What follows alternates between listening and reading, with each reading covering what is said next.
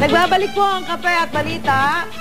Humingi ng paumanhin ng pamunuan ng broadsheet na Philippine Daily Inquirer kaugnay ng pagkakalathala ng isang umano'y offensive comic strip. Agad sinuspinde ang comic strip na ito ng pamunuan ng pahayagan. Narito po ang aking report.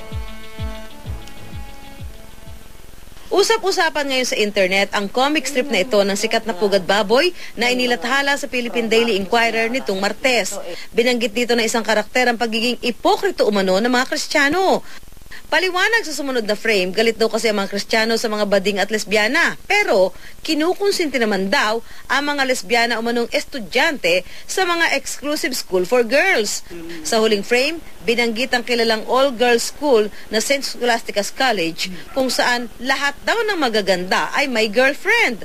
Sa isang pahayag, ipinrotesta ng Saints Co ang pagtukoy rito at sa kanilang opisyal na madre na nangungonsinti umano ng homosexual relationship sa mga estudyante nito. Gusto raw makaharap ng pamunuan ng Saints Co si Paul Medina Jr. na sumulat at gumuhit ng comic strip, gayon din ang opisyal na Inquirer na in charge sa comic section. Kung wala raw pasabi ang Inquirer kaugnay nito ngayong linggo, magsasampa raw ang pamunuan ng kolehiyo ng reklamo. Sa statement ng kanilang publisher, humingi na ng paumanhin ng Philippine Daily Inquirer saan nila'y offensive na comic strip. Iniimbestigahan na raw ito ng kanilang reader's advocate. Sa paunang pagsisiyasat nila, lumabas na nireject na ang naturang comic strip nang isumite ito nitong Abril dahil sa pagiging insensitibo umano nito. Pero dahil daw sa isang mix-up, nailathala pa rin ito. Habang patuloy ang investigasyon, hindi muna lalabas ang pugad baboy sa Inquirer kung saan 25 taon na itong inilalathala bilang satire ng politika at pamumuhay sa Pilipinas.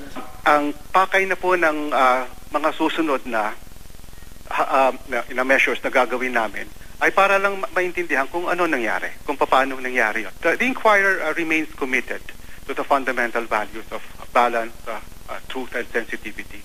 Nakapanayam namin ng cartoonist na si Medina at dito'y inamin niyang lumampas siya sa limitasyon. Humingi rin siya ng dispensa sa mga nasaktan. Medyo mapait talaga yung punchline na lumabas at naka-offend talaga ako ng Ma'am, sorry, Ma'am, Sister Margo sa nagawa ko. Nilinaw naman ng Inquirer na nananatili pa rin contributor ng pahayagan si Medina.